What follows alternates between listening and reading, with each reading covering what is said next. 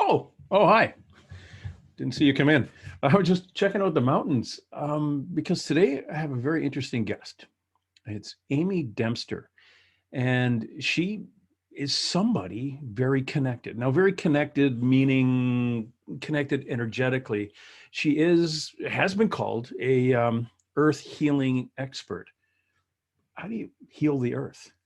I think something we all should be doing constantly. And her divination is part of the healing of the earth. Now, it's interesting. Amy's got a kind of a neat story about in the mid 2000s having her awakening after many experiences in her life and living in Northern California and basically telling her husband, we're moving. Luckily, he also is energetically connected, and he had been having experiences in his life too, and said, yeah, I think it was probably about time. So they moved up to around the northwestern part of Montana, Kalispell area, and that was where her calling was.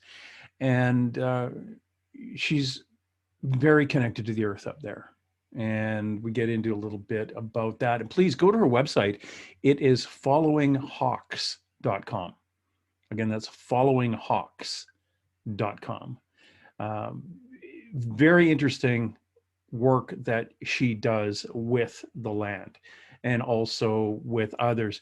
Of course, one of the things that she does, and we get into, you'll see me writing the whole time and making notes on what was going on, spiritual awakening, learning to speak to the spirits of the land. We get into the spirits of the land, or the elemental beings, the way I kind of picture them, and how she pictures them, how they communicate. She communicates with the trees, the spirits of the land, and animals. Very, very interesting. And we get into the communication, or how she communicates with nature. Very interesting young lady. Together with the spirits of the land in the mountains of northwest Montana, she tends to 7 portals on that land where she lives, along with any grid keeping work she is assigned. And we get into how she is assigned to that. And she also leads the Earth Tenders Academy, and it's an immersive online journey to help others reestablish their own connection with their ancient ancestors and learn how to communicate with the seen and the unseen forces in the environment, and respectfully offer their healing energy to the places in need. Amy also is the host of a podcast called The Earth Keepers. Again, go to her website, followinghawks.com. You'll find the links to her social media. You'll find the links to her podcast, The Earth Keepers. And if you're interested in that kind of energetic work, Amy Dempster is the one you want to go check out. Very interesting. We talk about the releasing of energies and how she does her healing, how she identifies places on Earth that need to be healed. Now, of course, there have been human beings doing this for probably millennia. Amy's just one of them. And there are many out there, possibly not as switched on as Amy is, but have gone through the same time experiences in their lives and are getting maybe ready to dedicate their life into that work. So we touch on a bit about that. So please stay tuned. I'm going to go get Amy. Liam, our little alien friend, is going to let you know where you are, figuratively, or I guess metaphysically. I don't know. It's going to let you know a little bit more about the show. And I will be right back.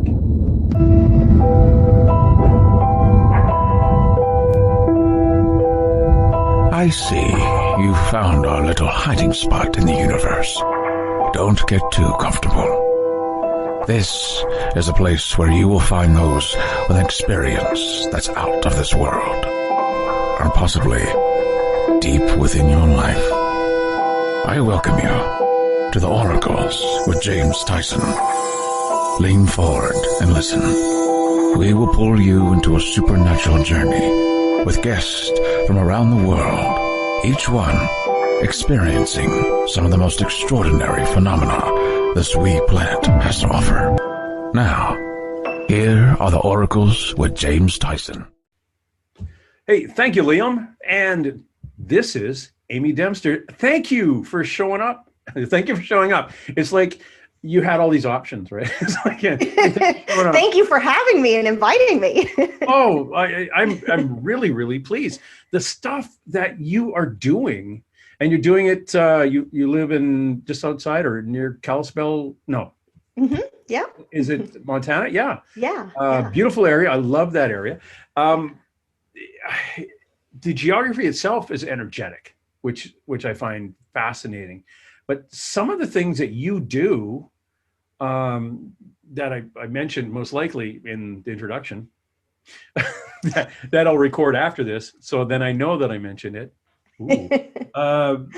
Is that you actually have some connection yourself, or you found a connection yourself with the land. But I'm going to put that here for now. Tell me what the heck happened. How did your, well, that word awakening come? Yeah, there were kind of two big chunks, that led me to this place and this work that I do now. But, the first one really was back in 2008. I was having a series of interactions with hawks, the birds, and not like I hadn't seen them before. They hadn't been kind of in my general environment, but in a very short period of time, couple of months, I had a series of them that kept coming very close to me, either flying right up to me while I was, out walking and landing in a branch right next to me, or coming up. I had one knock on my window and then sit on the fence right outside. Enough that it was making me question, like, what's happening? This is very unusual. Is somebody trying to give me a message? Is there something I'm supposed to be noticing or seeing? And that really kind of led me down this initial path of kind of, what we might call spiritual awakening, which, of course, when you name your business, as I have my blog, Following Hawks, everybody tells me their hawk stories. And I've come to the point of realizing the hawks must be, they must have a role in the awakening of humanity, right? This must be part of their job, is to, help us on the path. Because ultimately I found, it wasn't one specific message or ancestor or whatever. It really was the initial spark that I needed to kind of lead me on this journey. And so a number of years kind of went by after that. And I read some books and got into learning how to meditate and do those types of things. But I received a message at some point that I needed to move where there was pine trees and water. And I didn't know where that would be. We were living in Northern California at the time. And so I just kind of opened myself up to, okay, wherever that needs to be, we're open to moving. And in pretty short order, the pieces fell into place to move here to Northwest Montana. My husband and I had never been here before. We didn't know anybody. I got a job here and we moved and, sold our house, quit our jobs, off we went. And within a pretty short period of time after that, I would be out kind of on regular walks in the neighborhood. And I was starting to receive messages or kind of hear messages that I knew, they were in my head, but I didn't put them there. And somebody was talking to me.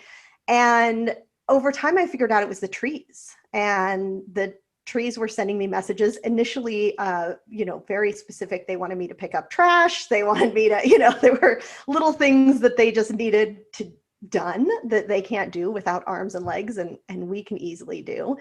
And so that really just led me even, deeper on this journey of really communicating with nature and what actually is in this environment all around us, some of which we can see like a tree and some of which we cannot. And it's gone from there.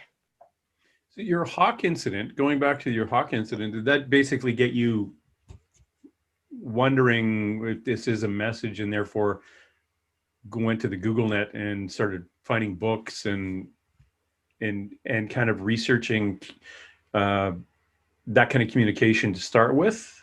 It was that kind of like that event that caused you to think, gee, there's something else maybe going on here. I should look into it. And that's when the light bulb went on? Yeah, it really was. Initially, I think, and it was harder. It's so weird, I guess, for me. Like 2008 doesn't seem that long ago now, and yet it was long enough ago that there was not nearly as much information on the internet as there is now on these types of subjects, or as easy to find kind of other people who were talking about these types of things. And so it was really hit or miss. I would find a book and I would read it and I would think that's interesting, but that's not quite the experience I'm having, or it was. And really, even with the nature communication, there was a lot of that too, where it was bits and pieces, but a lot of it I've kind of had to figure out and put it together piece by piece over the years. Oh yeah. It's one of those things that if in 2008, not everybody was comfortable saying it out loud. Right. Oh, absolutely. And I mean, I wasn't. It wasn't, Oh yeah. something I was, broadcasting to all of my friends and family either. Now, you say that you and your husband moved. How's your husband dealing with, like, okay, my wife says the trees are talking to her, the hawks have led her, we have to move. So I'm just going to drop everything and go with honey up into Montana It was a because, process. yeah, I'm guessing some interesting conversations and some long ones. And how is Yeah, yeah. he doing? Is he as open to the energies as you are? Yeah, it's really interesting. He's very connected as well. It didn't used to be something we talked about as often, probably as we do now. But he has always, seen spirits, had other experiences. I call him the baby whisperer because if somebody's pregnant, the baby always talks to him. So, and that doesn't happen to me. So it's, he has kind of different energetic connections, different gifts in that way. Yeah. But yeah, but he's connected enough and, was able to, especially with the move, there were obviously other elements in that we were open to move at that time. But yeah, it was kind of a big leap of faith and a big change and required a lot of discussion and a lot of, are we really actually going to do this kind of discussions. But yeah, it was a great decision and we've not been sorry that we followed it. Yeah, you get kind of, if you get put into the place you're supposed to be, their universe kind of pays you back a little bit more. Yeah, yeah. All the pieces just fall into place. Now, you say that trees communicate with you. Mm-hmm. How do you receive the information? What is it like? I think you mentioned that it was a thought put in your head that wasn't yours.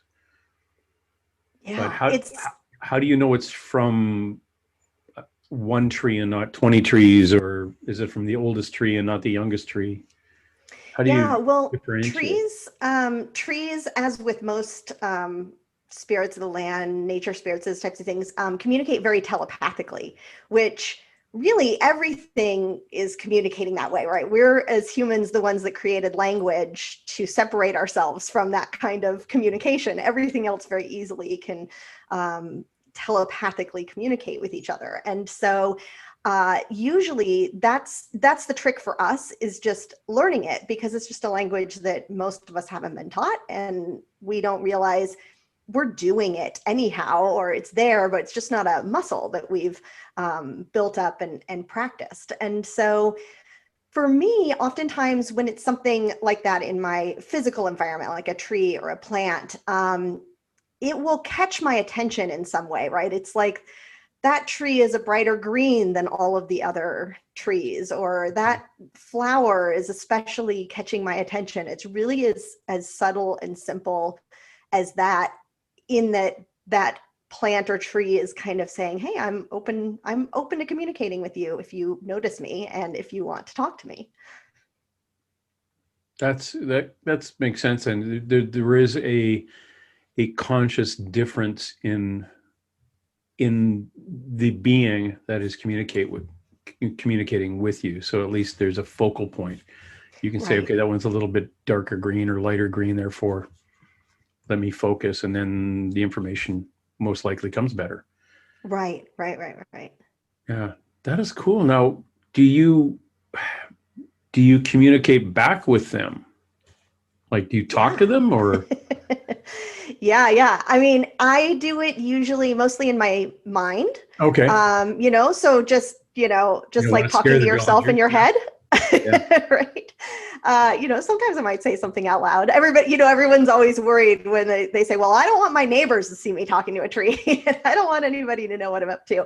And you don't have to, you can, just you can do it in a variety of ways. You can talk like you normally would. You can send pictures, which I actually find works pretty well with animals. I'm not like a super genius animal communicator whatsoever, but I find they're sending them kind of pictures in your mind tends to work a little bit better than talking. And yeah, I mean, really, and then all of it's energy, right? We're all kind of communicating and speaking with our energy. So sometimes it's just like sending energy through my heart, sending energy through my hands, those types of things, depending on what's being communicated. Yeah, it's like nature Reiki, Yeah. kind of pushing things into what you want to communicate with. Uh, the the idea of communicating through putting a picture in your head makes a lot more sense than trying to articulate something to something that doesn't have a language. Yeah. Yeah, you know what I do a lot of times, especially if I'm out on a walk, and I come across, say deer or a squirrel, or, those are normal ones in my neighborhood. And they're not sure whether they should be nervous, right? They've just spotted me and should they run or should they stay? And I will show them a picture of them continuing to do what they were doing, which is usually just, eating grass or eating a pine cone or, whatever the case may be. But kind of just signaling like, you can just keep doing what you're doing. I'm just going to walk right through here. And usually they'll go back to doing whatever it was they were doing. And so that's kind of a simple way to communicate in that way. So here's a question I always have for my animal communicator friends. Yours is a little bit of a more complicated question. Are you a vegan? I am not.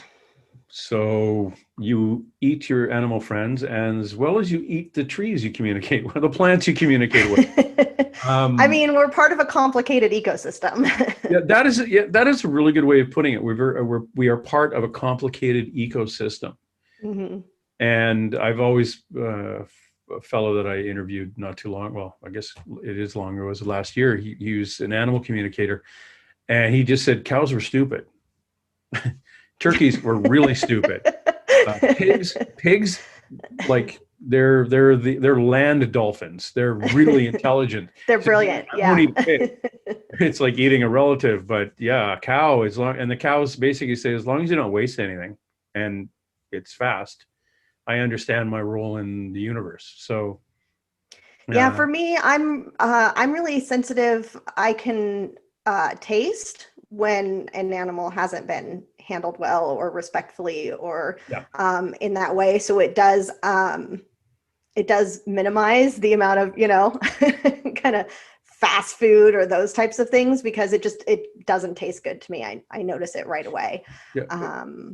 We've always thanked animals and the food for their sacrifice. Mm-hmm. In pagan, going back as far as oral history and written history is, and then Christianity came through, and we still thank the food, and then they changed it to thanking God for the food, and we call it saying grace. But Right. we always had a ritual at the beginning, well, right from the taking of the animal itself, Mm-hmm. or most likely even harvesting grains, we would thank the creator for it, or we thank the grain itself. And that just modified over time. And now we're kind of a thankless Mm-hmm. group. going to the grocery store and grabbing something prepackaged and genetically modified and filled full of all sorts of stuff from the shelf. And so basically what I do is thank it for not killing me. So please don't let me glow in the dark. Right. So Yeah, oh, go ahead. So no, I was going to get back into learning to speak to the spirits of the land, which I would include the trees, correct? Yep. And plants and the animals. So again, it for you learned over time in trial and error, I guess, that projecting a picture or a scenario to them was the way to get, just work your way through and be, easily navigate nature without leaving a wake of energy disruption behind you. Yeah, it's interesting. It is. And I mean, really, we're all kind of on specific energy frequencies, right? If you think about it like a radio dial that you're tuning into. And so you and whatever it is you're wanting to communicate with just need to find the same frequency to be at the same place at the same time. So if it's nature's usually has a higher frequency than we're kind of naturally at, so they're kind of bringing their frequency down and we're kind of bringing ours up, and when we hit that spot we're able to exchange information. But I think we beat up on ourselves a lot about I'm not any good at this and I can't do this, but it's really a matter of practice on both sides. And in some cases, a lot of these energies, nobody's talked to them in a really long time. Nobody has, been interested in them. And so it takes them a little bit of, figuring out to decide, how they send you information that you can receive it. So, I always suggest people, practice at it and say, I don't understand this. Can you show it to me in a different way? Can you say it to me in a different way? Can you give me a different example? And I think a lot of people really receive messages through their body. A lot of people are empathic and can feel the energies of others, but then that can sometimes be scary to people, right? Where I went to this place and I felt really sick, or I got a horrible headache, or, when it's what you might perceive as a negative emotion or feeling, it's very scary. And so even in those situations, you could say, okay, I got the like, that's too much. I can't take it in, that strongly. You need to dial it back if you'd like to give me a message. And so sometimes those experiences can feel overwhelming, but it's really just a matter of understanding they're trying to hit that right frequency. They're trying to figure out, which one is going to convey the message correctly. Yeah, and they're not always nice. You come around a corner and there's a grizzly there and you've stumbled upon its kill. It's going to be hard to get through the primal anger and disgust with you being close to their food or their baby. Sure. Yeah. And it's a lot of energy all at once. There's going to be a lot of stuff going through your head that may not present to the right image you're trying to relay to a mama bear coming around a corner. But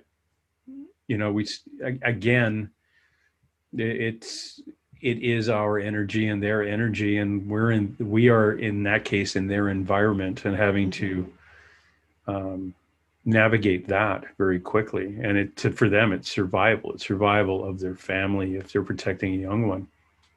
And and they have no idea other than it's kind of funny because it's not funny, but as a policeman, one of the biggest things that we used to get taught back when I was in training was be very conscious of deaf people, because they automatically know that they can't communicate with you.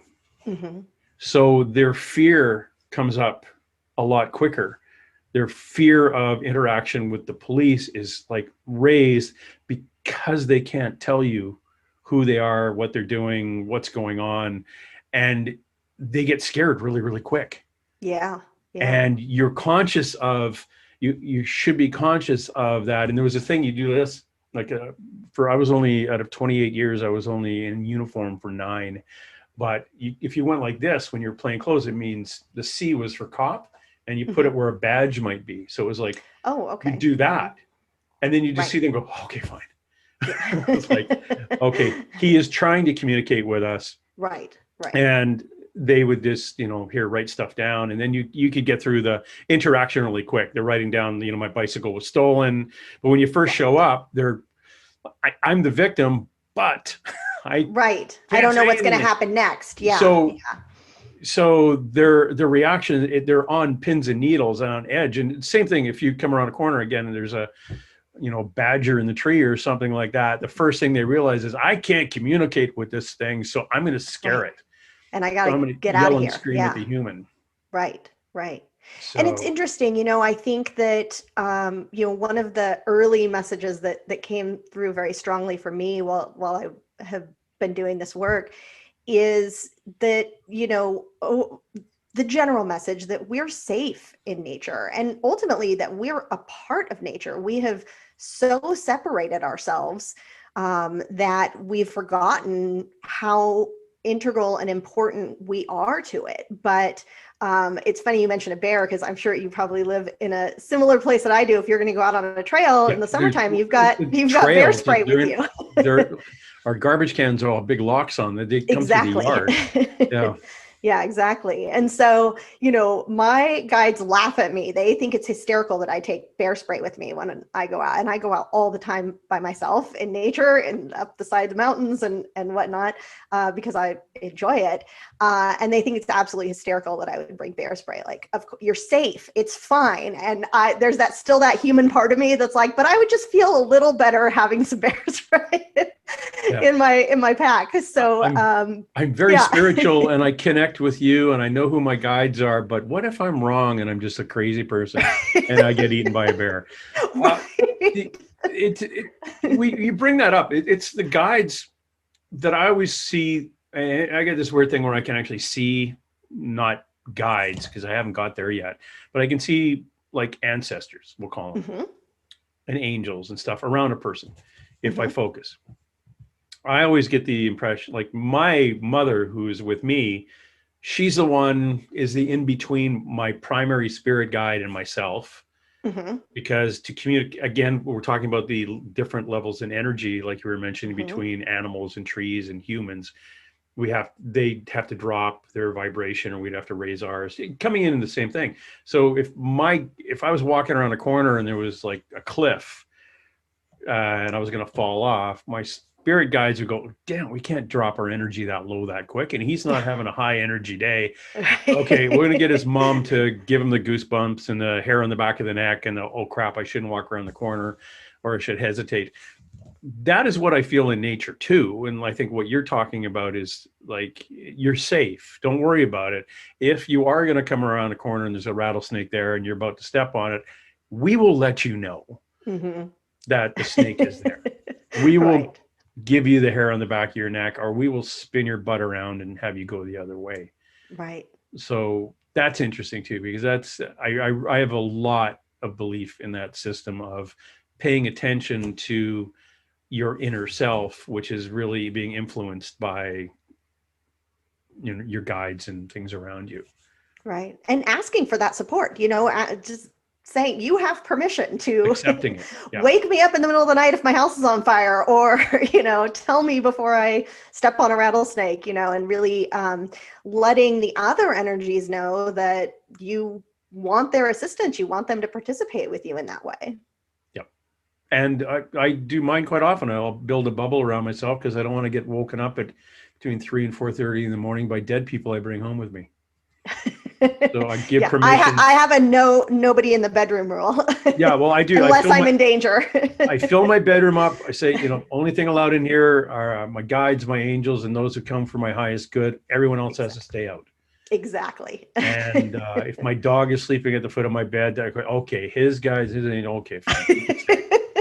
And that's what I always say. If there's multiple people in your house, you got to have some ground rules. Otherwise, you kick the one group out and somebody else doesn't. Yeah. What I find is though, the children will sneak in. They ignore the bubble.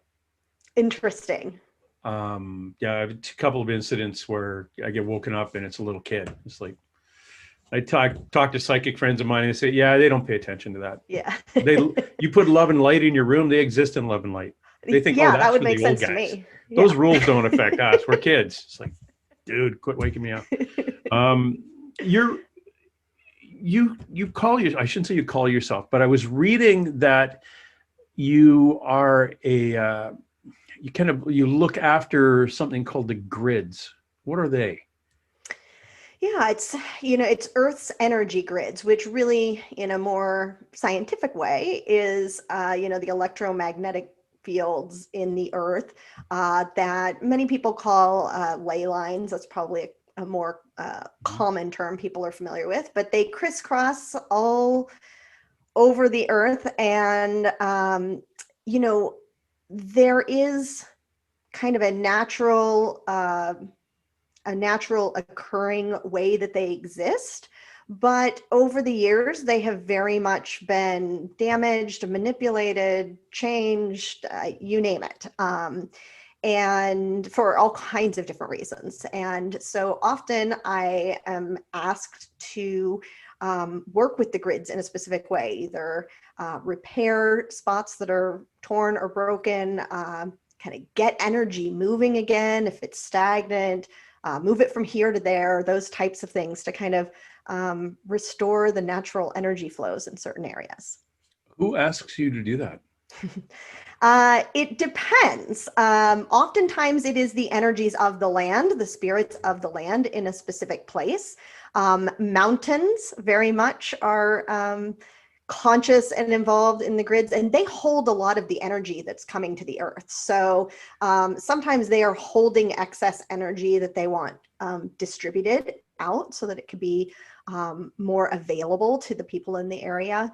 And yeah, it kind of depends on what's going on or what has caused a problem, if there's a problem happening in a certain area. Okay, I live in an area basically around the Pacific here. It's the Ring of Fire. Mm-hmm. So lots of volcanic activity, lots of volcanoes up and down the coast here from, well, the one in Oregon, Mount St. Helens, and but basically Yep. from California all the way up the coast to Alaska, around into Japan. And the coast mountains here, the coast mountains that are behind me are literally been pushed like this. So the Yep. energy is pushing from both sides and it's constant. So we have a few earthquakes that release it every so Mm-hmm. often. But the type of energy I see you dealing with are basically rolling hills where that energy is there, but it's a little bit easier to get let go of. And there's some really interesting rock formations in Montana that I could Yes. just see being, that kind of energetic press like the ones in behind me here, Mm-hmm. like that pushing of north, south, east, west against each other, and to release those. When you are releasing a little bit of energy from the land, it it is something that I don't picture it in my head. I picture an earthquake or a quick jerk of a rock rolling down a hill, but how do you know you're releasing certain energy from a hillside or a rock face, or is there something physical that happens, or is it all metaphysical? Like, A little bit of both. I have done work before where then there's like a small earthquake the next day. And that's when I say, I'm not taking credit for that, but I'm not taking credit for that. So those things are really kind of weird when they did happen. anybody But die? I'm not taking credit for it. Oh, no, nobody died? It was no, me. usually just small adjustments. Yeah.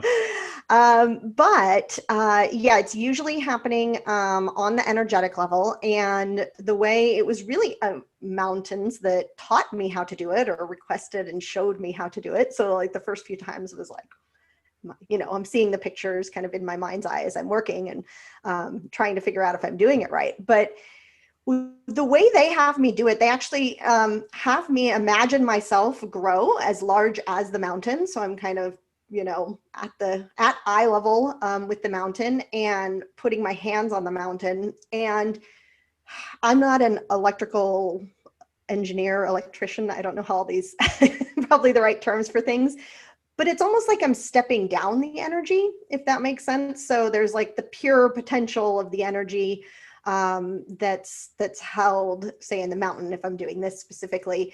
And then it's like coming through me And then I will turn around, and again, all kind of happening in shamanic journey state, put my hands on the earth, and the energy will flow out into the grids and go where it needs to.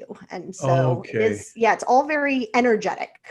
Yeah, it's Earth Reiki. Yeah, really. I mean, it is. It's channeling It's channel energy it and from that one yeah place that to another. that channeling is the important part, because Hmm. you're not building it up in you. You're a conduit for it to go out. Exactly. Yeah. It's Yeah, like because passing through me. yeah, Yeah. that would be awkward if you weren't the conduit. So it just Right. went into you, and then, honey, I'm It could feel a 1,700 little. feet high now, and I'm going to explode. How do I get down? Yeah. So, so have you asked, like, why you? Many times. I mean, there's lots of pieces to it, and it's not just me, right? There's lots of, everybody has special gifts, and different people are doing different kinds of work. There's many other kind of grid workers, gatekeepers, different people doing different types of earth energy work. But I have a sense from a variety of, I don't tend to call them past lives, but other lives happening on other planes, that I've done this work in many ways, especially with portals and grids. And I am doing it in these other places and times. And sometimes the me that's here needs to do something on this physical plane to help ground it into reality. And sometimes the work is happening in the astral planes or in other dimensions. And so it's been interesting as I've kind of put some of these pieces together over the last few years, and they start coming together, and energies that I was perceiving as separate from me, I'm realizing, oh, this is just another version of me. This is another fragment of my soul doing this work somewhere else. And we're all working together in this way. And so, I think it's just part of the work that I'm doing from a soul level. Well, that's interesting. I I have great belief in elemental beings doing basically the same thing, working with Yeah. the earth. The good ones. There's some real jackasses, but Yeah. like Pan. I default to Pan because he's one of my guides right now. But he was known as the Greek god of the hillside because the Greeks had no name for him, but he was always on the hillside because that's what his gig was, to look after the hillside. Hmm. But is he, being an elemental being? Is he multidimensional because only some people would see him, or you kind of come and go through? Is it an interdimensional thing? He's and I hate, years later, centuries later, he was called a demon because our belief system changed, but he didn't. Right. And what was the name we stuck on him? But he was up like doing his thing on the hillside. To me, that would be like a keeper of the grid, Hmm. making sure everything was okay. Right. And, but most, or possibly because I have no idea, not from really the dimension that we see every day, Hmm. but more of an interdimensional thing that only some people will see as he morphs in and out. That kind of thing. Is that sort of where you go with what you call spirits of the land? Yeah, absolutely. I mean, and there's lots of different versions and layers, and from a uh, straightforward perspective, some of it is just a matter of what we might call the other side of the veil, right? Is that Yeah. they're in another frequency, they're in another dimension, but they're very much here. They're on the land with us. They may be in our house with us. They're very real, but they are just vibrating at a different frequency than we are. So we don't perceive them. They may or may not perceive us in that same way. But then you do have the ability, there are a lot of all kinds of unusual things that are happening, or maybe not even all that unusual, but energies that can move in and out of dimensions. I mean, I talk a lot about Bigfoot. That's one that I've worked with. And it's not that, you can't find them. It's just that they're in another frequency. They can kind of slip in and out of this dimension really easily. So now you see them, now you don't. And so it's the same way with a lot of these other energies, and they may not actually manifest, come through into this physical 3D reality in the same way, but you may be able to perceive them, whether through your mind's eye or hearing a message from them, or, connecting in a meditation or a journey state. And yeah, they have jobs that they're doing. They have work that they're doing. They're working away. But when also the question about, why you or why anybody, is that ultimately only so much work can be accomplished on the earth plane without someone who's physically embodied on the earth plane. So all of these energies can do a lot of work, and there's many things they can accomplish, but for it to really come into reality and really, especially when you're talking about healing work or resolving issues, is they need somebody at this density, at this earth plane, to help ground it in. So it's like, we're each holding a cord, and we've got to both be holding it in order to complete the work or complete the job. And so when I say, we're all part of a very complex ecosystem, we are, and we humans are really needed to participate in this way, and not just think that's happening over there in some other dimension I may or may not know, believe in or know is happening. We need to participate in this as well. Yeah, and because majority of us are screwing up the environment, so it's sadly at least a couple of people in there trying to regulate and try to keep it natural. That's the easiest way of saying, or keep the energy flowing, because we do so much bad to our environment, which was obvious when the COVID lockdown first happened last year here. And I say this quite often, we had 90 days of please stay at home. Mm-hmm. Things were shut down, and we had 2 different bird species come back to this area that hadn't been here for 100 years. It's just remarkable how quickly it happened. It was quick, and people say, "Oh, we have no effect on our environment." Really? Dolphins come back to the canals in Venice, and you could actually see the bottoms of them. They were that clear. Yeah. And now they're all polluted again. But we have an amazing effect on our environment just living without going out and trying to screw it up. Just existing and driving a car. Right. We have that effect. And because we're just a large group of people doing one thing. Right. And that one thing is a little bit of pollution, but a large group really screws stuff up. So those birds used to bypass this area because it was a big gray cloud over top of it. Oh, I bet. Yeah. Then the cloud went away, and there they were. And most likely they're gone now because, things have got back. Well, they're not back to normal. I shouldn't say that. Things are still going sideways. But we have such an effect on this place we live. It's frustrating to see the damage that we do, and people like you, whether it's a conscious energetic fix or an unconscious one, or that's just the way they've always treated the environment, is very, very necessary for specifically some of the areas we live in. Why you are in Montana, in a small city or town in Montana, and not in Los Angeles where crap happens, like that entire area should be given an enema. It really needs some clearing, but but again, LA, it's one earthquake after another. Yeah. By the ocean, which generates its own energy, and maybe the universe itself, it says, that's just LA. It's not going to be there in a couple of years. We're going to wash that away. But why do you think your specific task was to go to the area where you're living now? Well, I mean, I think there's many reasons. I think there's multiple layers to it. But I also have really received the message over a number of years that many of us are being called to kind of reposition ourselves or go, to a specific spot, to help anchor the energy in that spot. And sometimes I think we think hard about all of these complicated things we can do, right?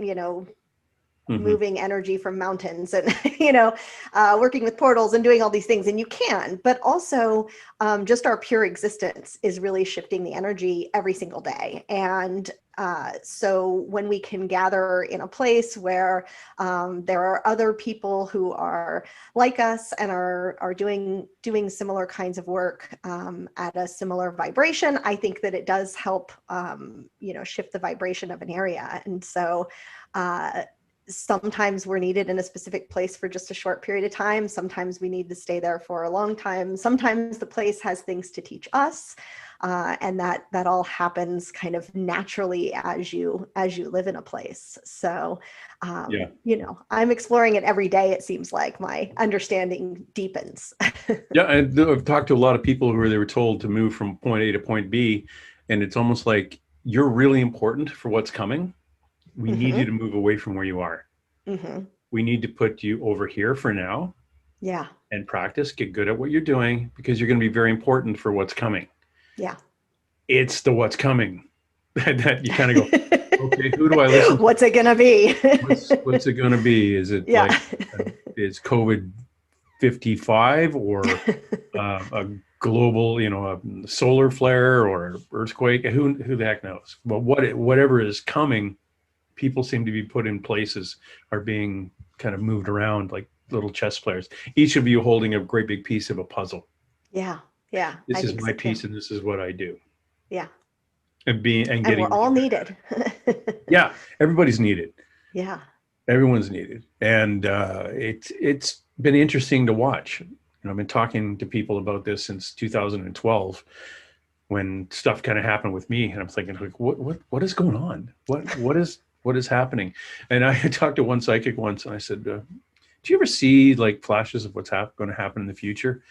And she kind of looked at me and turned her head and said, yeah, you don't want to know about it.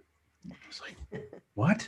I'm like, what do you mean you don't want to know? I'm not going to talk to you about it, but it's bad. I went, you can't, I'm human. How can you do that to somebody? Oh, right. Dangle, dangle, dangle. It's going to be really bad. It's like, okay, are you moving? Oh yeah, I'm going to be above 200 feet, 200 feet above sea level. Don't do that. I live beside an ocean. You have to tell me. Now you have to tell me. Yeah. I don't want to quit dangling that stuff. And then they go off and they continue doing their stuff, and they move to 600 feet above sea level or to Montana. Right.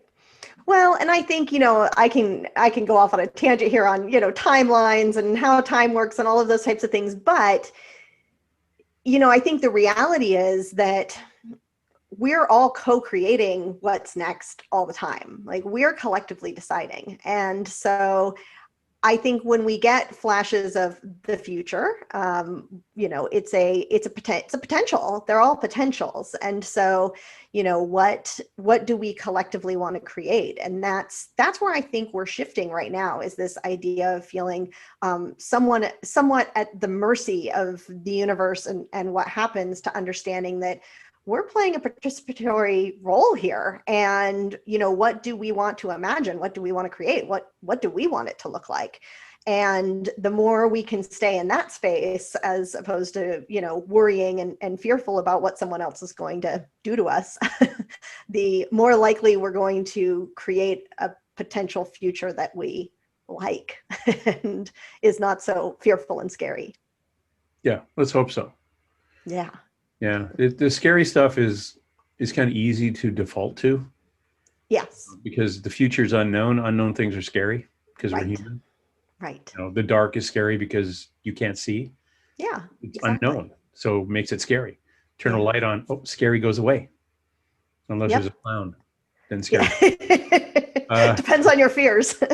We're talking to Amy Dempster. Please go to her website, followinghawks.com.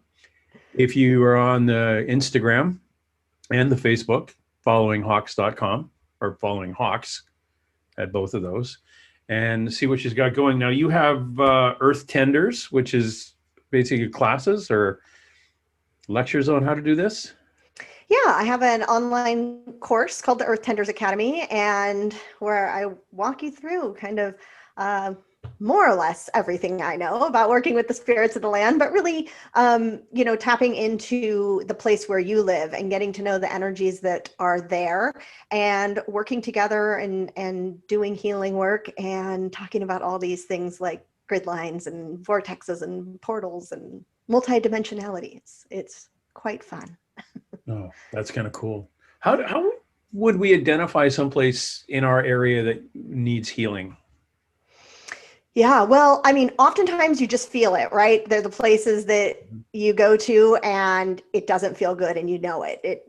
Your chest feels constricted, your stomach hurts, it gives you a headache. Those types of places are usually very evident to us.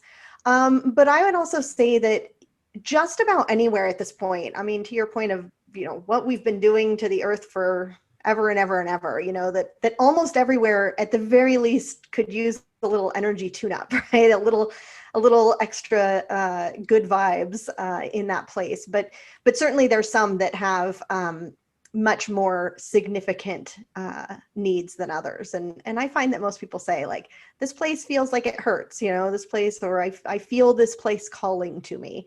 And then you can just ask. You can ask, I say, the keeper of the land, which is kind of the energy that oversees the whole area. What's happened here? What's going on? And how can I help?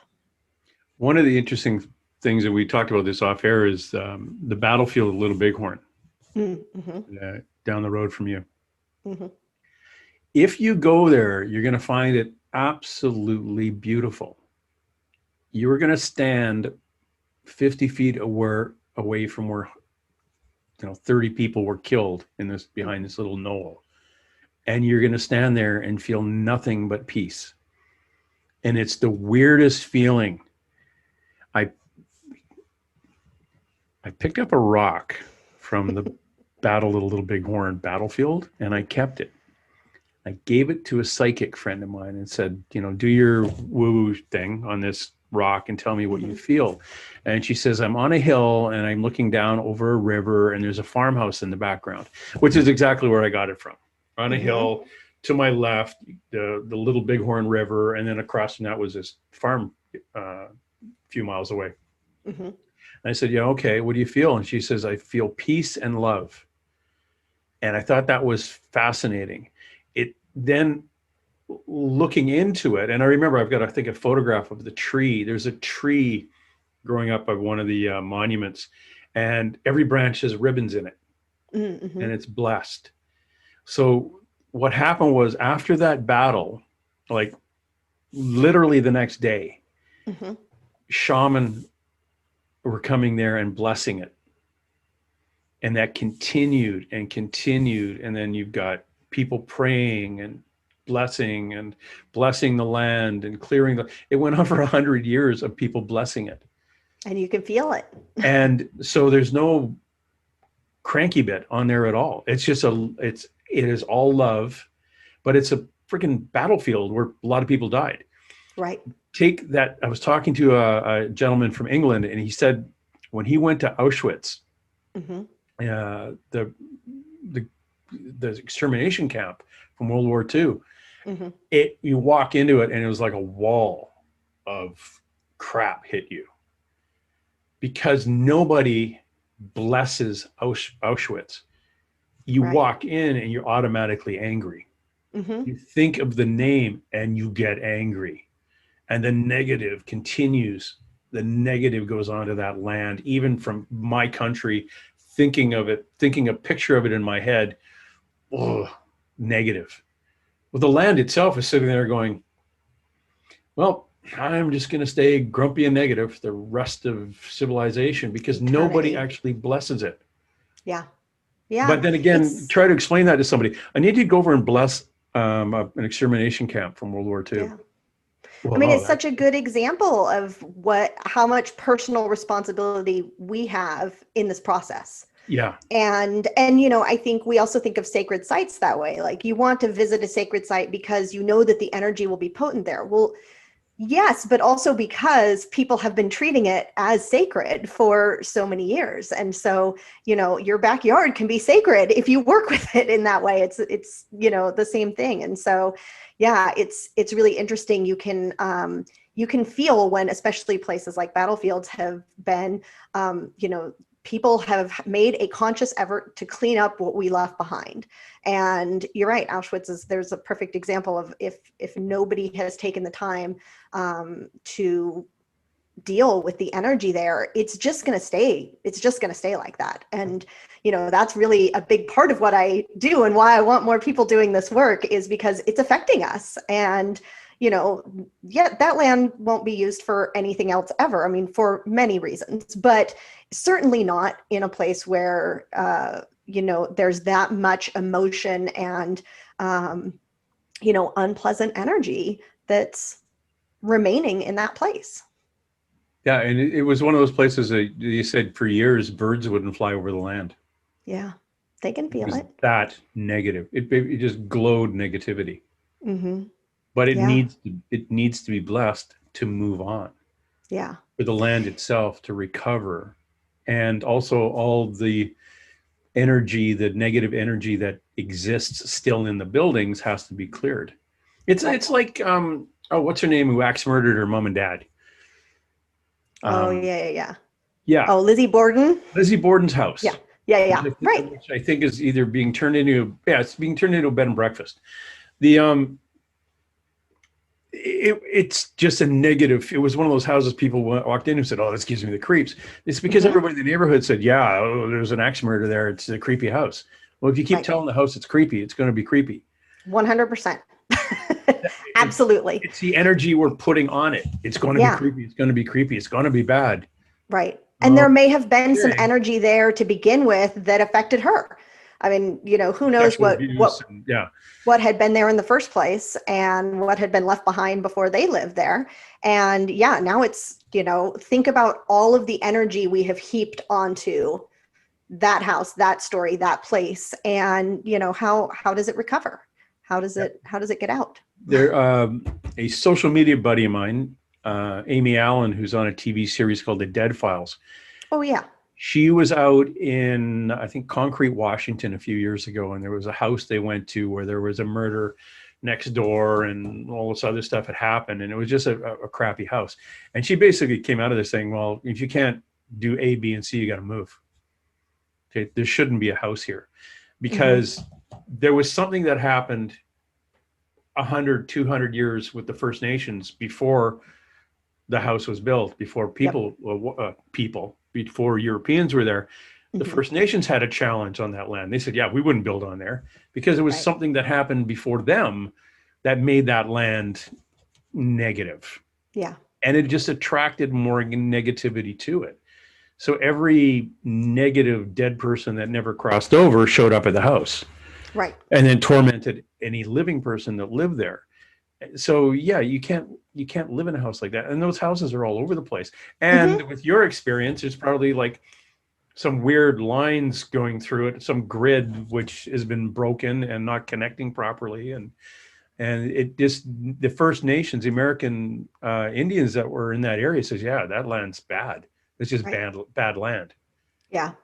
Yeah, and I mean, I do readings and healing work, you know, on land and homes, and I come across it all the time, and it's, you know, I always say it's like peeling the layers back, right? Because sometimes it's not just one thing usually that's going on. It's, you know, multiple things that have happened over time. And in a case like that, where yeah, now it's attracting energy. Now there's other, you know, other energies coming in. Okay, well now that kind of low vibration has opened a low vibration portal. Now there's more energies coming in, right? There's all these things kind of happening in one place. And yeah, it's overwhelming. And you know, I'm of the opinion that we can get to the bottom of anything, but it takes some work and it takes some effort, and it takes the participation of the people who are living in a place like that to really have the desire and the wherewithal also to say, you know, this is my home. here's what's going to happen here, and here's what's not, and really start kind of sorting through the energies that are there. Yeah, it comes down to us as the living beings who are high energy or we're higher vibration than when we're dead. I don't care if you're a glow in the dark empath when you're alive. When you die, you're down here. Right. If you haven't crossed over. If you haven't crossed over, you're lost your connection to source. You're kind of going, I'm down here. And if you're somebody who says, okay, this is my responsibility, I got to fix this, but I really don't believe it, it's not going to work. It's going biblical. You have to believe. Right. You must believe. Once you believe in it, then things happen. Right. It's like believing you can do something. When you absolutely positively believe you can do it, you're positively going to do it. It's going to happen. It may take longer than if your neighbor did it because they were better at juggling than you. But if you absolutely believe you can do it and you work on it, it will happen. It's that fraction in your head that says, I don't believe in it. And the drum I'm kind of always beating as well is that we have grown up largely in a culture that either tells us none of this is true, and or you should be fearful of it, or it's your fault if it's happened, or like all of these different versions, right? That's things are scary, that bad things can happen to you, that all of these different things. And so some version of that is wrapped up inside of almost all of us, right? And so we're scared of ghosts. We don't want we don't want things like this in our house.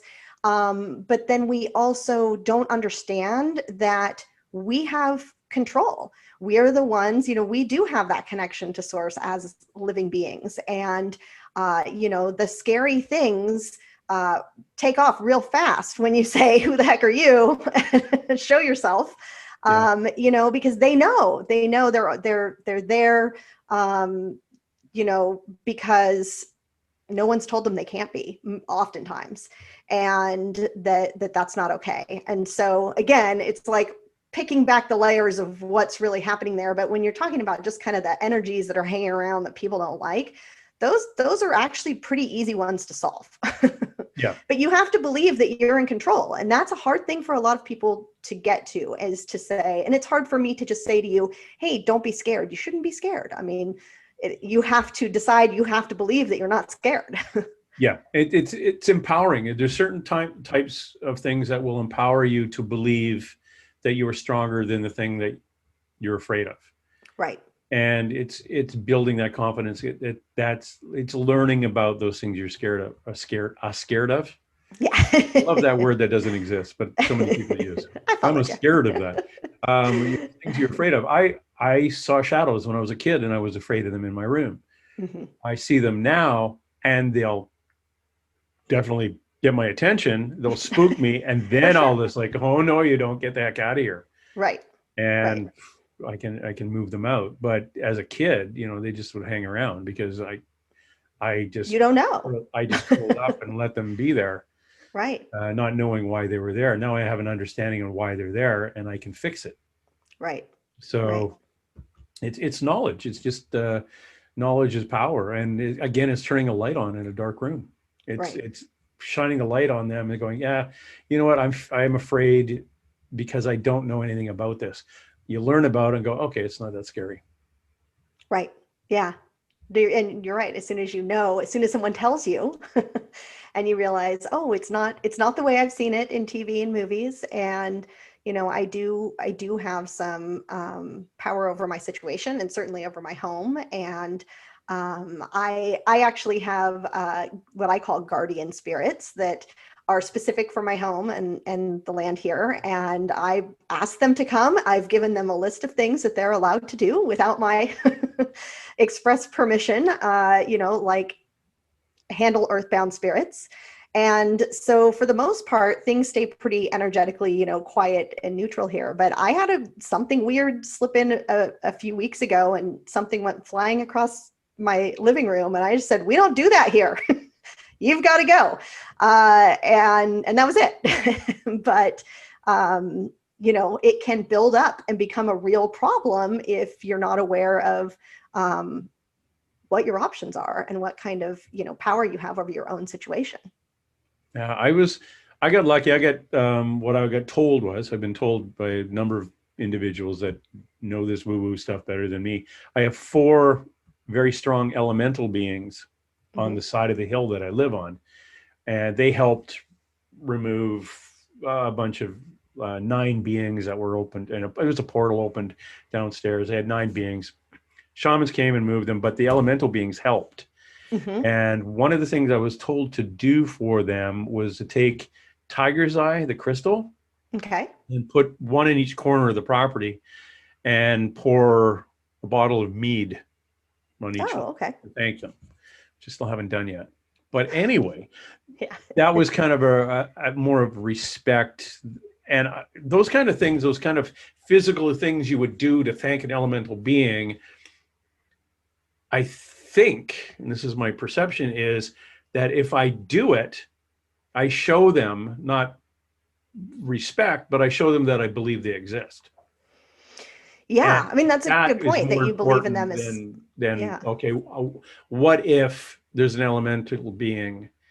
What if I will ask for help if there's an elemental being I'd like to come forward? But if you actually go physically do something, you're acknowledging they do exist. Yeah. Yeah. Therefore, that's more important than the what if.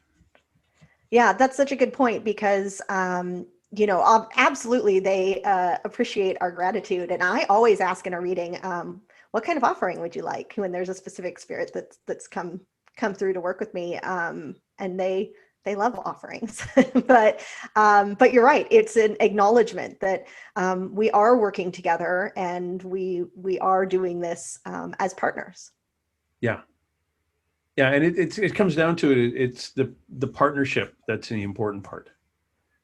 We have Yeah. to understand that we can't do all this by ourselves, and we're not doing it by ourselves. We're doing it, as we talked about earlier, as you being a conduit for the energies to come and go.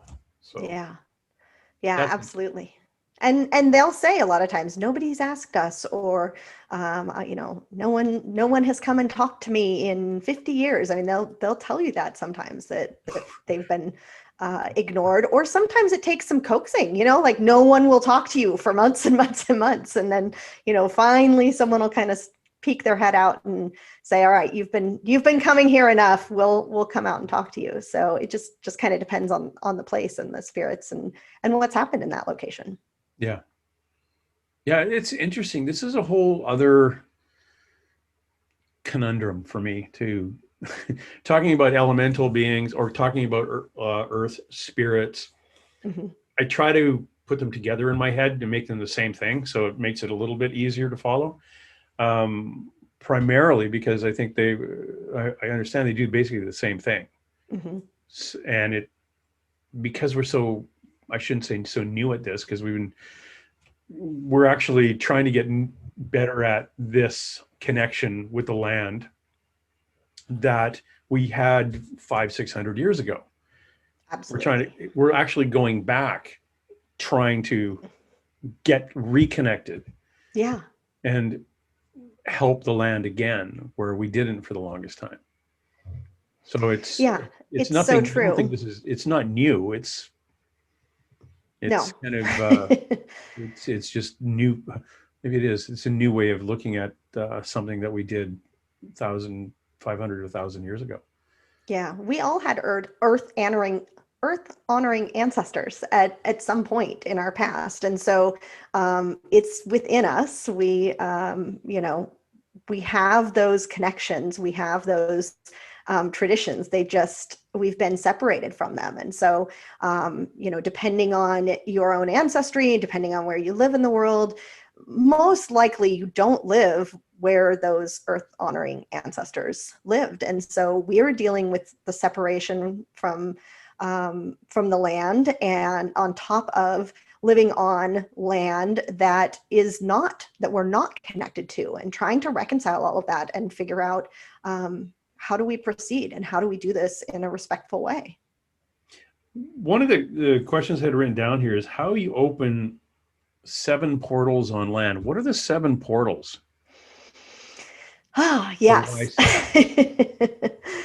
Yeah, so it's really interesting, and they have shifted in the last couple of months, which I haven't talked a lot about recently. But a couple of years ago, um, there was a spot on the land actually. So I should go back.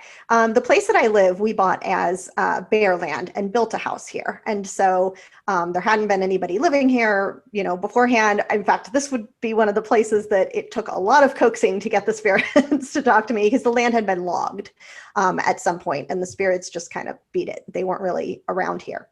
But there was one particular spot that I always could feel a lot of energy.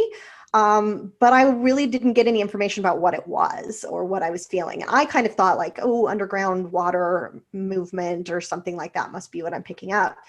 And over about a 1.5 year period of time, it kept coming to me, and it would like the location would show itself to me in my head, like when I was in the house or, doing something else. And so I'd walk out there and I'd stand there and, okay, here I am. What? And nothing came through for quite a long period of time. And then all of a sudden, it was right before winter solstice, a little over 2 years ago. The spirits here said, we'd like you to open a portal at this location. And of course, initially, what do I know about portals? That sounds scary. Horrible things are going to happen. I don't know if I want to do that, but they very much walked me through it and, showed me how to, protect it, keep its frequency and its vibration high so that only high vibration energies are using that portal. And a couple of weeks after the first one was opened and kind of acclimating, they said, oh, by the way, there's 6 more. And so almost immediately, I knew exactly where they were. And I realized that I was familiar on the land with those locations. And so it was quite an adventure to go through everything, learning kind of how they work, acclimating myself to the energy, because it was quite a strong energy when they initially all opened. And the way it was explained to me was that as the earth has been changing and as our collective consciousness has been raising, there's more opportunities for energies to come to the earth than there have been in the past. And so initially, these were portals that were open to kind of different types of energies. So there was, a Green Man portal. There was, Pleiadian portal. There was, they kind of, all these different groups were kind of stepping forward and saying, okay, here's one of our portals. And then they were giving each other permission to use each other's portals. And so I gathered a bit of an experimentation. They've since told me it was kind of like the advanced team, right? They were coming in and figuring out how is this going to work as energies open and the earth opens up for more activity to come in. And so that really, there was a lot of energy and activities and things going on here for, well, until the winter solstice this year, which was that huge, big conjunction, and everything changed.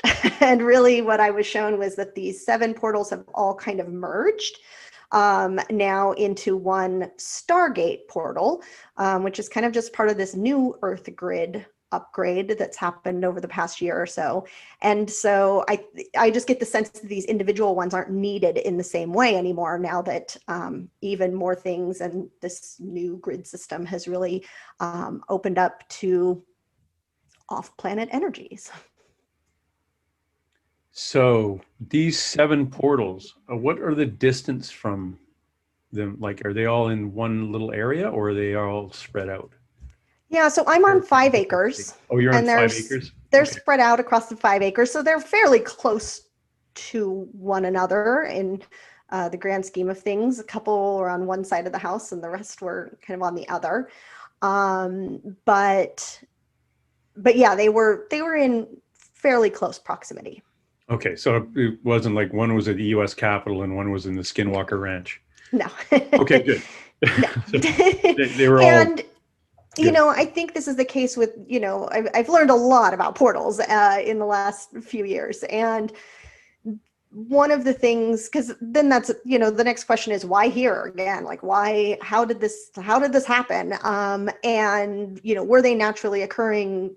How do all these things fall into place? And really, it's just more the work that I've been doing here, all of this work with the land, as well as kind of the trust and the partnership that has been established with the spirits here, really just created an opportunity for them to be opened here. And so, it's not that they couldn't occur somewhere else or, like I said, be here forever, but the vibration and the frequency was such that they could be here.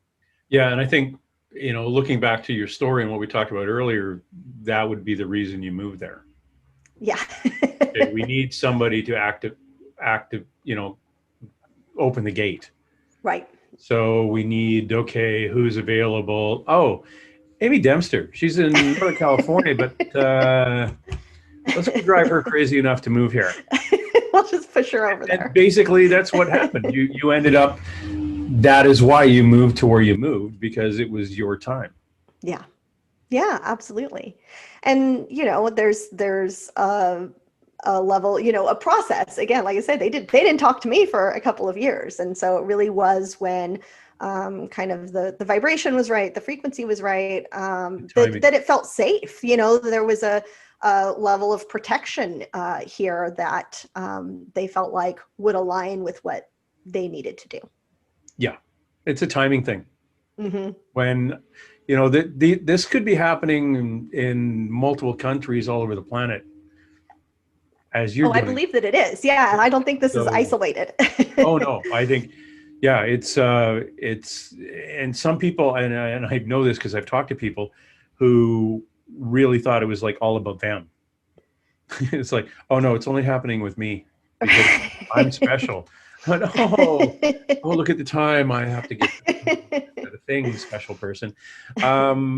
But there's people like you and I talk to, and it's like, oh, this is making a lot more sense in comparison to what I've heard, what is happening globally, and in Europe, the UK, Scotland, Ireland, a couple of places in Australia, quite a few places in Canada and the US.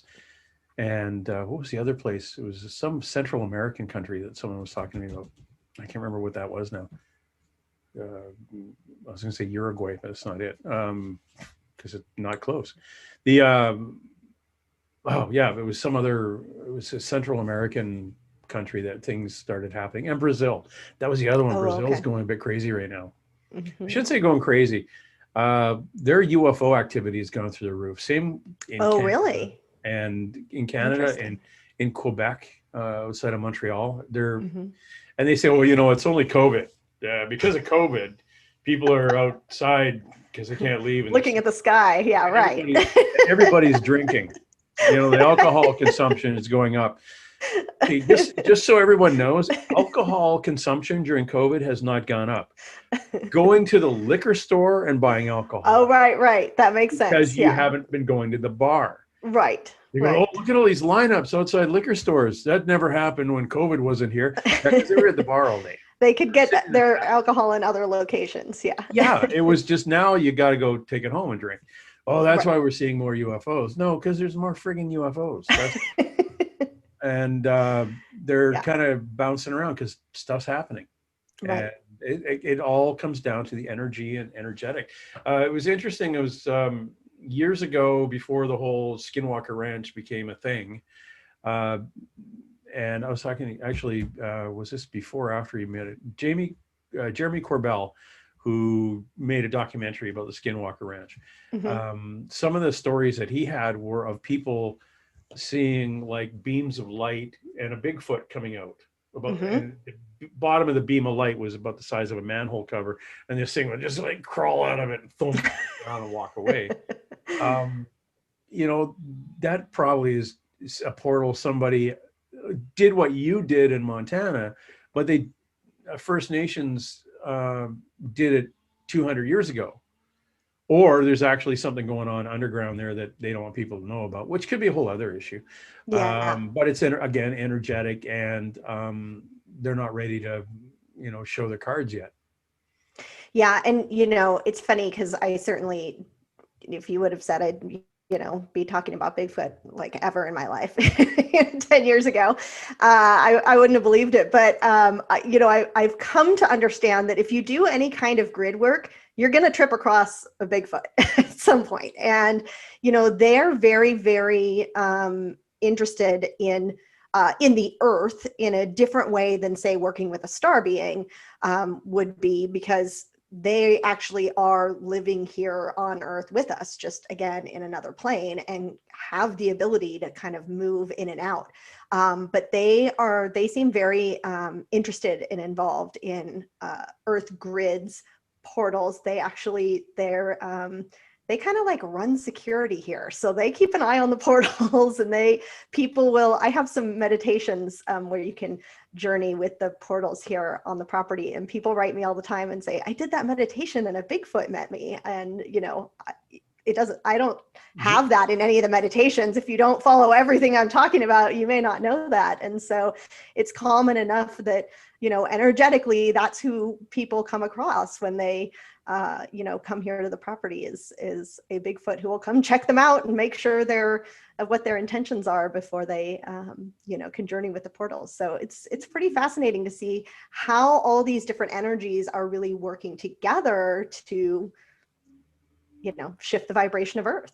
Where can I find that meditation? On my YouTube channel, which is On your also YouTube. Following Hawks. Yes. Following Hawks on YouTube. I have two different meditations with portals on there. One is the red portal and one is the yellow portal. So yeah, go check those out. See if you trip across Bigfoot. I apologize. There's some truck in the background making noise. If you can't hear it, if you can't actually, if you can't hear it, I apologize. If you can't, it's not happening. In your experiences with Bigfoot, have you ever heard the term echo? EKKO. I'm not sure. Okay. Not ringing a bell. I want you to ask about that. I had years ago, it was 2014, 2015, psychics from all over the planet who would talk to their spirit guides about whatever. Their spirit guides took a step back and an ET came in, if you accept it. Mm-hmm. And one of the ladies I talked to, Joanna, the medium, who's now a healer, very, very connected to the other side. We could ask her anything. Mm-hmm. I think I called him Rob, her ET guide. Ask me anything as long as it's not a conspiracy theory like 9/11 and who killed JFK, right. That kind of thing. And I said, well, does a Bigfoot exist? And the answer was yes. It's called an echo, EKKO. Mm-hmm. And they're kind of a shape-shifting interdimensional ET being. But there's also as Tom Seawood, a fellow out here, we did a documentary, is a First Nations gentleman here who has multiple experiences with Bigfoot. He swears up and down it's just a critter. It's just an animal. And Joanna said, no, the echo is actually assigned to look after the critter. So it's the shape-shifty one that kind of waves at you from behind a tree. And when you go to the tree, it's gone. Right. But doing that while the family is Bigfoot booking it the other way. That totally would make sense. Yeah, it's over here going, no, look at me, because you're not supposed to have any contact with them.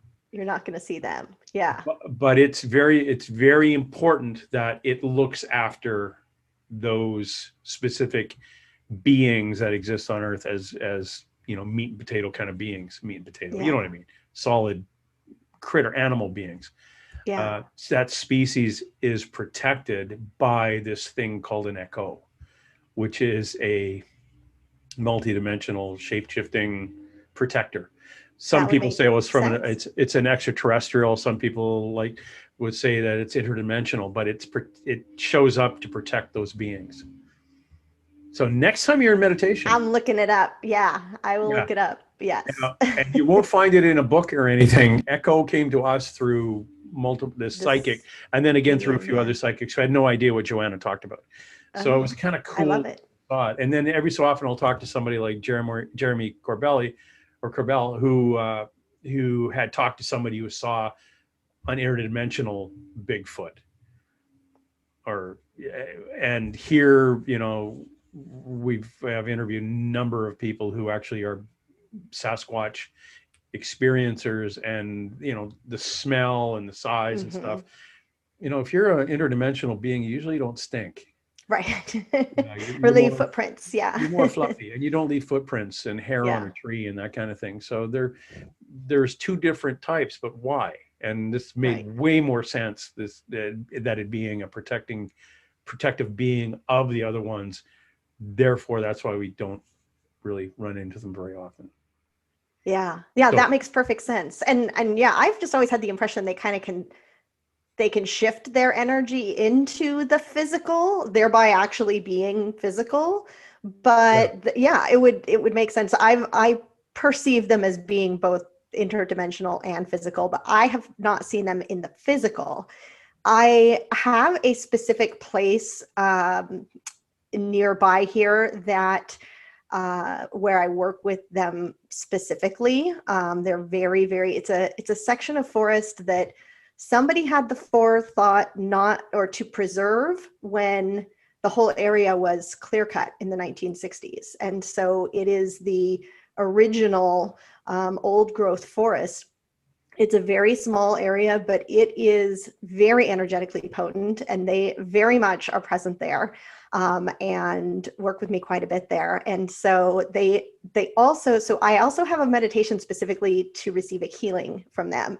And I think, particularly they want people to experience kind of their loving energy, and their wisdom, instead of again having this fear kind of connection, or the idea that they should be hunted or looked for or found, type of a yeah. thing that's so common. And yeah, people have had wonderful kind of experiences with them through that. Yeah, from where I live, as you can see out back here, there's the lower little mountains here with humans that live on it. Yeah. And you get up a little bit further, there's very few humans that live up there. And then you get up into there, Yep. and it's trees until you basically get to the North Pole. So Yeah. it's Yeah. like Yeah. we've got a lot of we've got a lot of trees. A lot of that has been logged in the last 150 years. Hmm. But it's, we also have we've been replanting in those areas for 75 years, I think now. Tree Right. planters, 60 years, I think. So we've got other growth forests up there. So there's a lot of area, again, with the mountains that are energetic, pressing against Hmm. each other. A lot of moving water, which creates energy. A lot of Yep. rivers and melting ice. This video was taken in the spring, and again, this is off my balcony, and this is a This is little beautiful. video.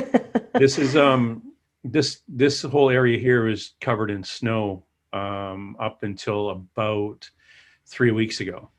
Hmm. And so it's a really big high snowpack. So that all melts, turns into rivers and streams and creeks, and creates all this wonderful energy running down through the rocks that are also energetic themselves. And it's all, not Yes. all, but it's a bunch of volcanoes up in this area. Hmm. Biggest one close to us is in Washington State, Mount Baker, which is I think 30 Oh miles yeah. away. And Okay. there's a steam vent on the east side. So it's Oh, I didn't know that. semi-active. But if Yeah. that thing ever blows its lid, dude, it's a huge glacier. It'll flood Hmm. everything. And yeah, Mount St. Helens was, a big enough. Oh, here's a bizarre Pacific Northwest fact for you. Yeah. Mount St. Helens blew back in, was it 1982 or something? Something like that. Yeah. 81, 82. And 3 days later, and it's hundreds and hundreds and hundreds of miles away in Oregon Hmm. State. My parents had a summer home on one of the little islands, Gulf Islands off of Vancouver Island, Hmm. and their neighbor's well dried up. And they thought that was, Wow. what a coincidence. And then the guy who was drilling the well said, it's happening all over the island area. And it was, up that the month following Mount St. Helens eruption, like it was maybe 20% of the wells dried up. Was it just how the earth shifted and so the water Yeah, moved? so there was, because their wells were artesian, basically underground rivers through Mm-hmm. those areas of fresh, really good fresh water, Yeah. dried up after Mount St. Helens went. So that is how things are connected through the Ring of Fire here, with all the volcanoes and all the underground Right. rivers and things.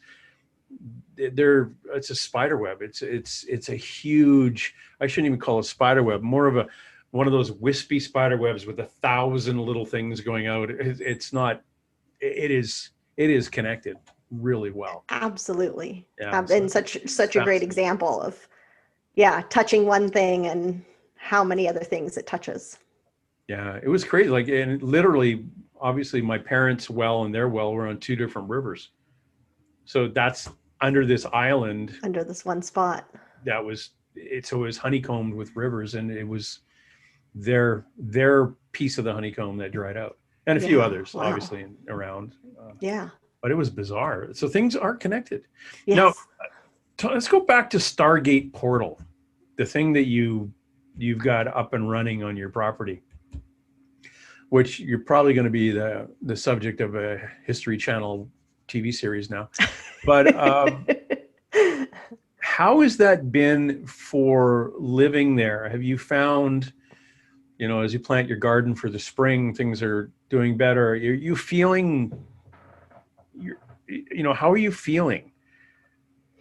Things are pretty mellow now. I would say, like I said, the first few months, especially after the 7 portals open, you could feel the energy here, and it was pretty intense. So it took some work to kind of get everything calibrated, I guess the right word would be, and kind of flowing. And it's really more energy on an energetic level, and I forget about it sometimes because I'm used to it.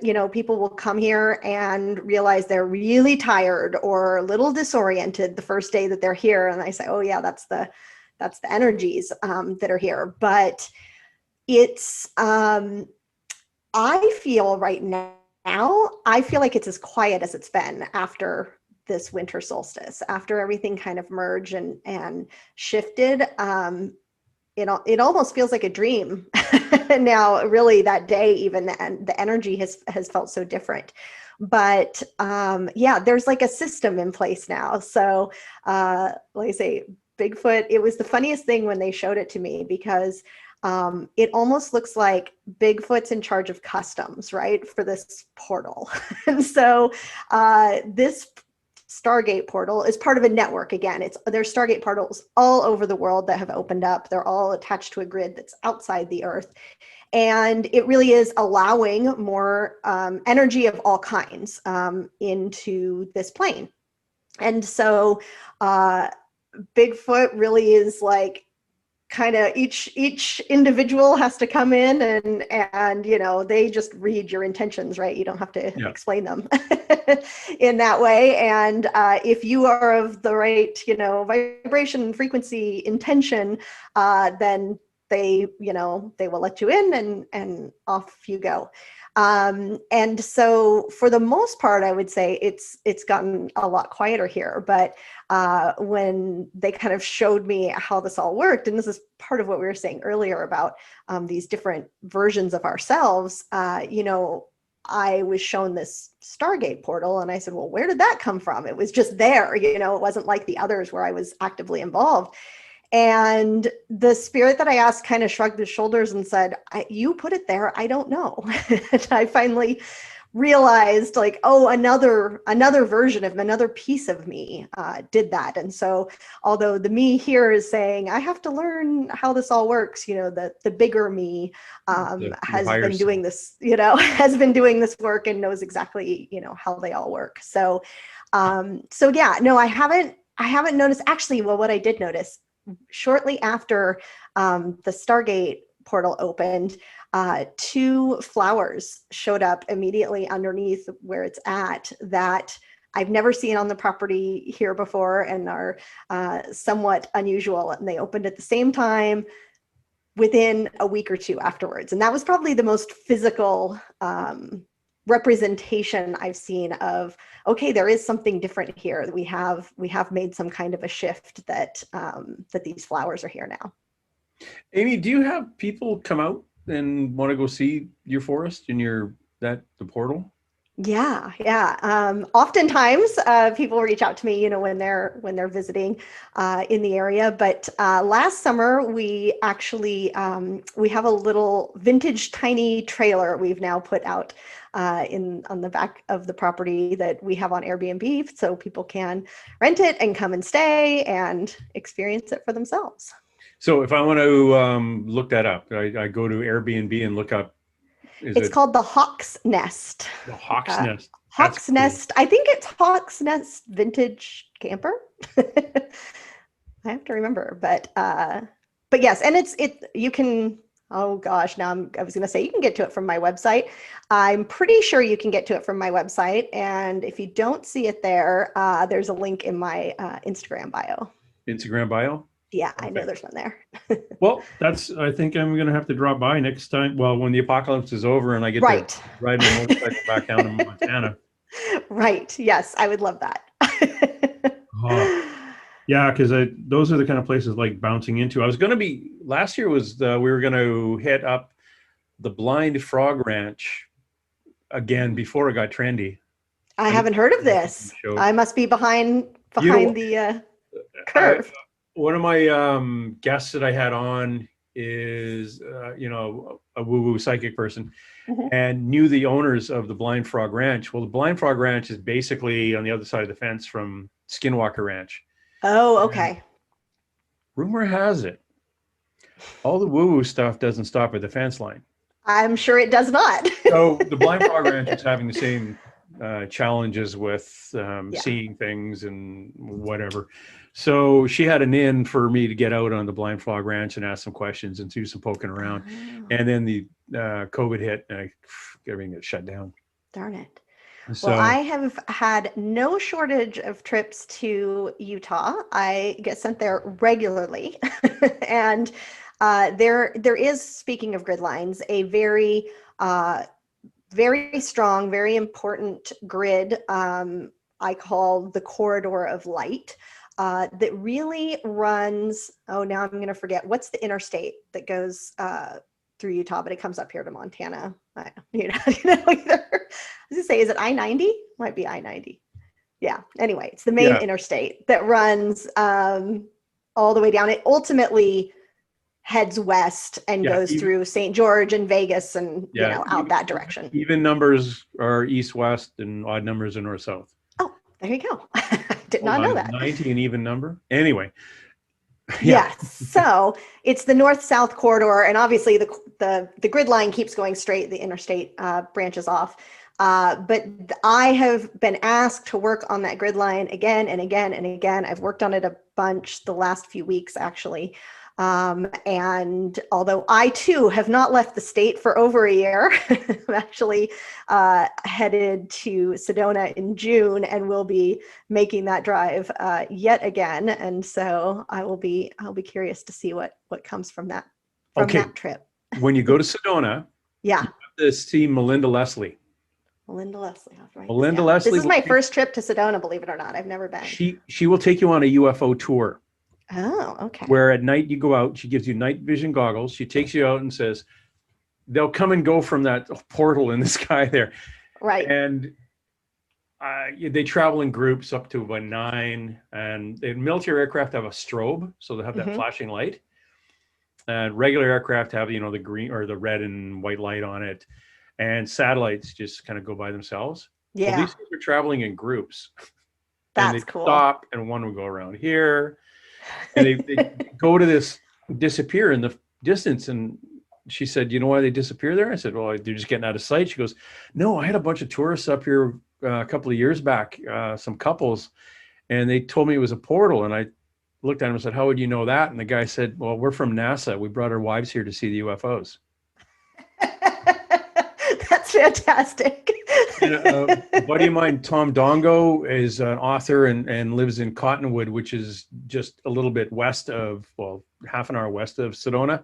Uh-huh. He would take people out and they'd look at areas in the valley. And he says, if you just ask, you shut your eyes and ask, they'll show you the spaceship. And That's awesome. Yeah. it appears and it freaks people out. But that's Tom. He's been chasing UFOs around that area since the 70s when him and his buddies were in pickup trucks with CB radios and they'd see one and they'd all go flying. Yeah, Sedona is an amazing place. Cool. The Red Mountain, well, it's all iron oxide. In fact, this tattoo has, we can't really tell, but in there's kind of a red color. And it's actually mixed in with the ink is the iron oxide from, or the rock, ground up rock from the Bell Vortex in Sedona. Oh, wow. Okay. So I got this from an artist in Sedona. Wow. And it's, I could probably never go through an MRI machine. Ripping that right out. But yeah, but Sedona is a wonderful, wonderful place. I'm looking forward to it. Lots of cool places to stay. Some nice Airbnbs, some really interesting activity. Yeah. You're going to see UFOs. Like if you want to go and see I'm going to go see UFOs today, Sedona with Melinda Leslie. That'd be the spot. All right. I wrote it down. Definitely in June. We'll look her up. And if the apocalypse is over for me by then, I'll go too. Yeah. I'm going to be there for summer solstice. So I'm looking forward to it. I haven't got my second shot yet. So that means the COVID's over, right? When you get the second shot? Yeah, totally. Yeah. It's like, oh, I don't have to wear a mask and I can just go hang out. No, not until everybody gets it. No. But what if Bill Gates is tracking me? No, Steve Jobs is tracking you. From the other side. If you got a cell phone, you're being tracked. Yeah, for sure. Anyone can track you if you got a cell phone. So don't worry about somebody putting nanotechnology into your friggin' shoulder. Anyway, thanks, Amy. Thanks for dropping. Yeah. I'm gonna drag you kicking and screaming back here again because I would love it. I would love it. I love talking about this stuff because you have some other woo-woo stuff. You talk about a little bit of paranormal things and dead people and creepy basements and stuff like that. So yeah, we'll do that all day too. And plus, I'm going to hit you up more as you get ready to do your summer traveling. And of course, I got to come to the Hawk's Nest vintage camper too, because that would be cool. Hey, will it fit two grown adults over 6 feet tall? Do you have two beds? There is one queen-sized bed. So if you can fit into one queen size, then you're set. No, we tried that already. We were driving down to Sturgis on our motorcycles, and we were in right on the right at the border of Washington and I won't say Idaho. Idaho. Coeur d'Alene, Idaho. Oh yeah. And I quickly booked a little room at a hotel, and we showed up there. My buddy's 6'4", great big guy with a beard. It'd be a tight squeeze. He was in the French Foreign Legion. Like he's a great, big, tough guy. And we both walked in and the lady says, "Oh, nice to see you. Come on in." And she opens her reservation up and just looks at us and scowls. And I'm getting this tingling energy of this lady does not like us. Yeah, what's going on? And I kept thinking, and she's now just really grumpy booking us in. And I looked at her and said, "There's two beds, right?" And she said, "No." And I said, "Well, that's wrong. We need two beds." And then she was happy. It's like she thought we were these. Anyway, wow. I thought we were gay, and she was very, very upset. So just had to double check. We'll bring the tent anyway. Yeah. At least we get to go to the fort, like the Stargate portal. Yes. Yeah. Which is check it cool. out. Stargate would be cool. They actually used to film that here in Vancouver, BC. The whole. Oh, did they? The show?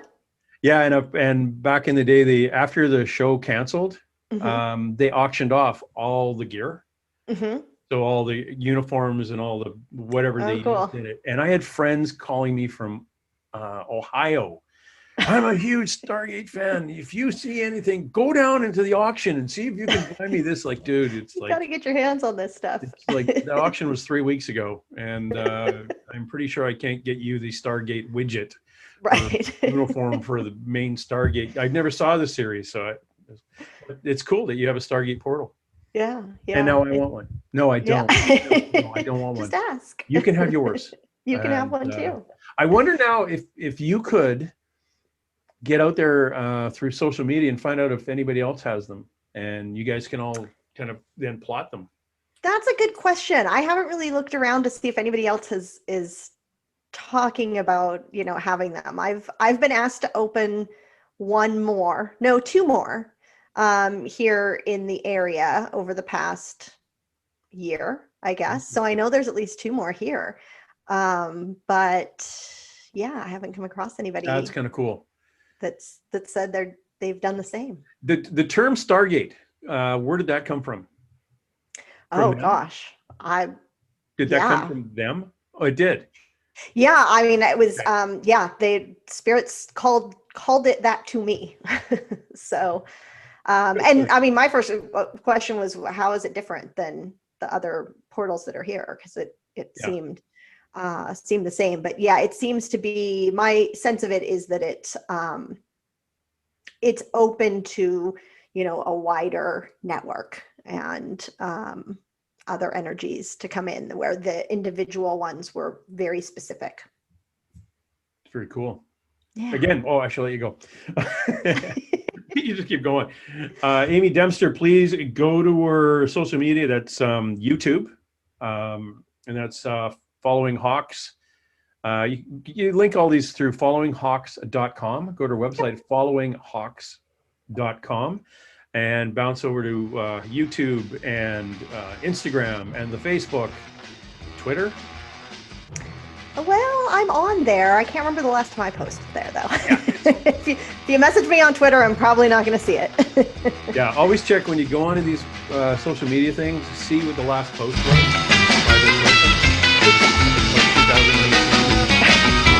probably not checking the messages. Maybe the friend posted something from 2020. We really missed them.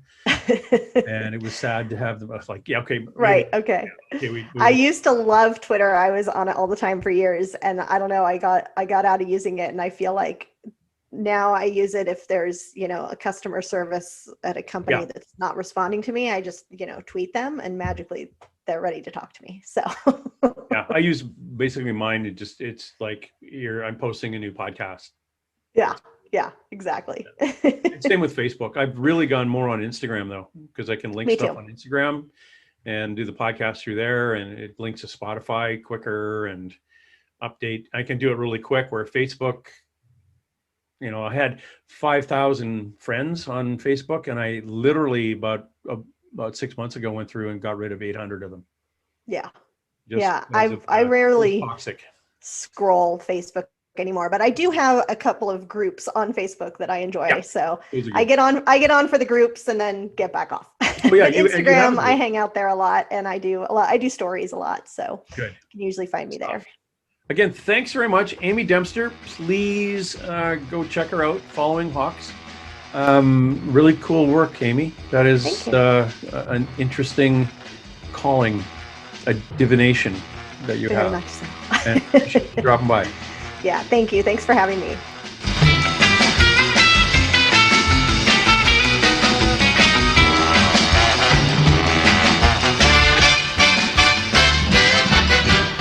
That's it. Let's roll. Hey, let's be careful out there. Here come the mountains.